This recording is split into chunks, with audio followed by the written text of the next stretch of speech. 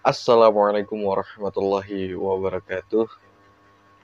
Alhamdulillah kita masih bisa berkumpul kembali di channel YouTube Lintang Junior. Semoga di setiap video yang saya buatkan ada hal yang bermanfaat untuk kalian. Tentunya tentang hal gaib ya. Ya pasti setiap orang mempunyai versinya masing-masing tentang hal gaib. Dan kali ini saya akan membahas kelanjutan dari video sebelumnya, yaitu dampak buruknya atau dampak besarnya ketika orang itu mengalami halusinasi atau sering berhalusinasi tentang hal gaib. Nah, jadi video sebelumnya itu sudah saya katakan ciri-cirinya bagaimana dan sering dialaminya seperti apa. Untuk kalian, jika ada tanda-tanda yang sudah saya katakan di video sebelumnya, wah itu bahaya sekali ya, karena dampaknya juga sangat besar. Ya, ini dampak besar yang paling besar dan sangat dikhawatirkan. Dan juga pernah terjadi di beberapa orang. Nah, ini monggo disimak. Untuk kalian yang baru gabung, salam kenal diri saya Rintang Junior. Semoga kalian dimanapun selalu diberikan kesehatan, diberikan rezeki yang melimpah, dan tentunya untuk kalian sedang sakit, baik medis maupun non-medis, semoga cepat diangkat penyakitnya dan diberikan kesembuhan. Amin ya Allah ya Robbal Alamin. Nah, langsung saja kita kepada intinya, yaitu dampak besar bagi orang yang berhalusinasi tentang hal gaib itu yang pertama tentunya bisa stres. Ya, stresnya itu kenapa? Karena mengalami tekanan.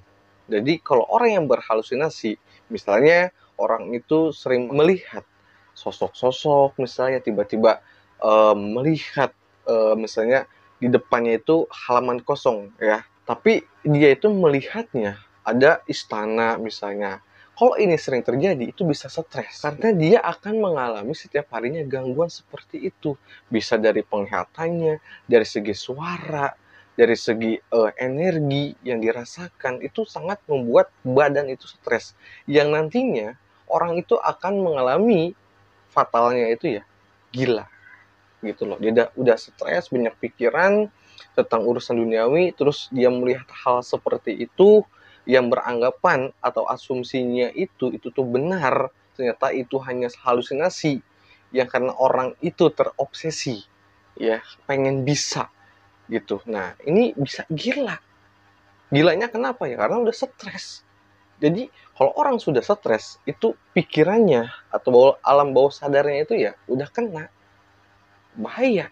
Secara diobati, nah itu repot. Mending kalau orang itu misalnya baru seminggu, 2 minggu ngalamin udah nggak wajar seperti orang gila misalnya ya. Baru ngalamin seminggu, 2 minggu atau sebulan, nah itu masih mudah. Ya, tapi kalau udah bertahun-tahun, wah itu sulit. Dan memakan proses yang luar biasa. Berhari-hari. Jadi nggak instan gitu loh.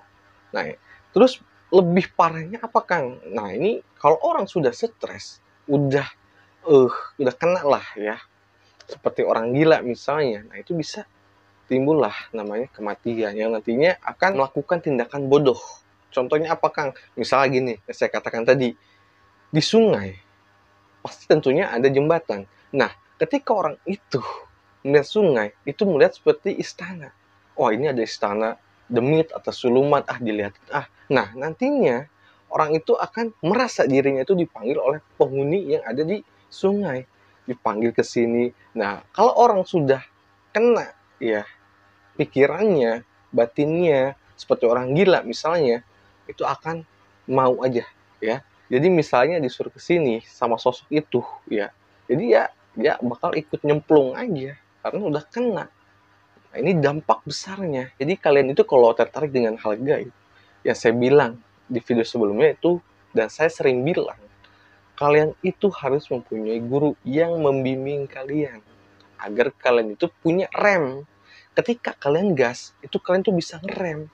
Tapi kalau kalian nggak punya guru, kalian belajar ngasal dari YouTube, dari Google, dari orang-orang, atau mendengar dari perkataan orang, kalian praktekkan langsung, tanpa kalian punya guru, wah itu repot. Kalian gas aja, bisa nabrak orang, bisa nabrak tembok, bisa nyemplung, bisa, wah kacau dah.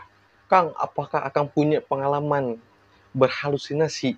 Tentunya, ketika orang awal ingin belajar spiritual, hal gaib pasti dicampuri dengan yang namanya rasa bimbang, tidak yakin, halusinasi, sugesti, itu pasti ada tercampur di situ. Karena kenapa? Disitulah kalau orang baru memulai di dunia seperti itu, pasti itu akan terjadi, dan disitulah nantinya kita itu diuji.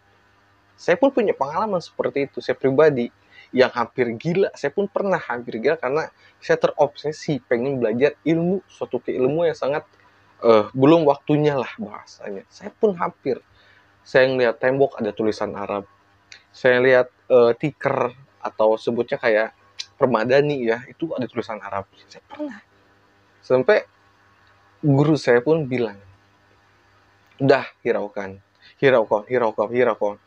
Orang lain ya bilang itu hiraukan, tapi nggak bisa. Karena kenapa? Karena sudah melekat gitu loh. Tapi dengan adanya guru yang sering mengingatkan kita dan memberi wejangan, beri nasihat, beri tindakan kepada kita, ya alhamdulillah jadilah seperti ini saya.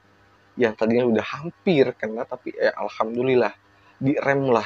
Nah, ini juga pelajaran untuk kalian. Kalau kalian masih belum kuat atau di umur belum 30 ke atas lah ya, itu jangan langsung mempelajari ilmu yang sudah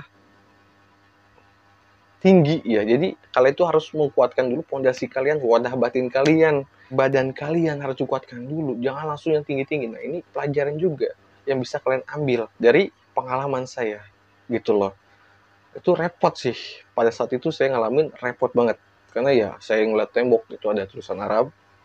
Wah, ini bahasanya tuh kayak ilamat, ini petunjuk nih. Saya dikasih sama leluhur nih. Ini saya dikasih sama kodam ini, saya dikasih dari apa namanya bangsa dari kerajaan ini nih, saya dikasih ini. Nah, itulah dulu saya seperti itu merasanya.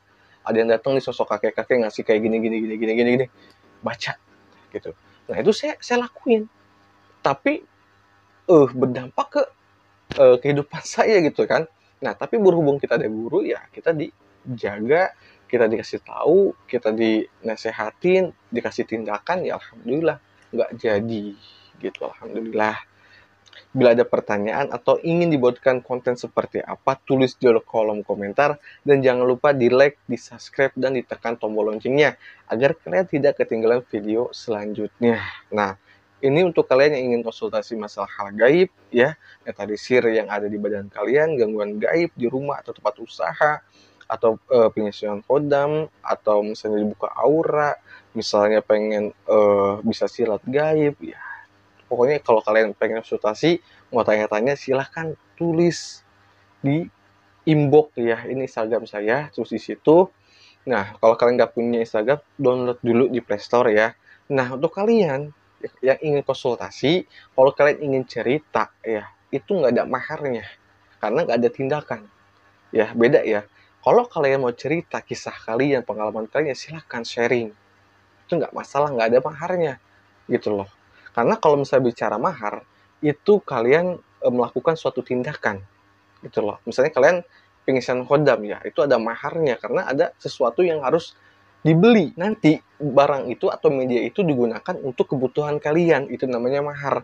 Kalau misalnya upah kerja, nah itu untuk upah kerja saya, ibaratnya gitu, uang atau disebutnya ongkos untuk beli media tersebut ya. Nah, itu beda ya. Kalau mahar itu untuk diri kalian, untuk kepentingan kalian sendiri, dan nominalnya itu nggak boleh kurang dan lebih, karena itu harus begitu ya. Nggak boleh, kalau mahar itu nggak boleh kurang dan lebih. Di sini saya pamit undur diri. Mohon maaf bila ada salah kata atau ketidaksamaan, saya pamit. Wassalamualaikum warahmatullahi wabarakatuh.